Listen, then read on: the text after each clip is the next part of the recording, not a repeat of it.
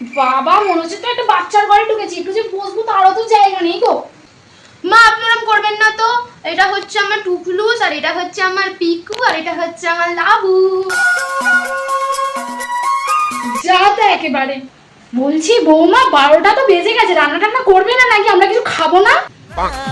চলো চলো চলো চলো নয় খাবো। মা আমি কেন রান্না করবো? আপনি তো দেখাশোনা করতে গিয়ে বলেছিলেন যে আমার একটা মেয়ে হলেই হবে, আমার বাড়িতে মেয়ে নেই। তা আমি তাহলে এখন মেয়ে, আমি রান্না করতে পারবো না, আমি এখন খেলবো। বলছি বৌমা তুমি আমার ছেলেকে কি খেতে দিয়েছো? হ্যাঁ ওই ছোট ছোট মাংসের লেগ পিসগুলো যে রান্না করা হয়েছিল সেগুলো দাওনি কেন? কেন মা, আপনার ছেলেই তো আমাকে বলেছে যে তুমি লেগ পিস খেতে ভালোবাসো, তুমিই খাবে। আমি খাবো তাই। বৌমা এনেছি না, একটা বাচ্চা দত্তক করে এনেছি, বোঝা মুশকিল। এই বসে বসে পুতুলগুলোকে নিয়ে খেলবে, কবে যে একটু নাতি নাতনির মুখটা দেখবো কি জানে। চলো চলো চলো চলো। নাতি নাতনির মুখ দেখবে কেন? আপনার ছেলেই তো আমাকে বেবি বেবি বলে, তাহলে কি আমি আপনার ছেলের বাচ্চা আর আমি আপনার নাতনি?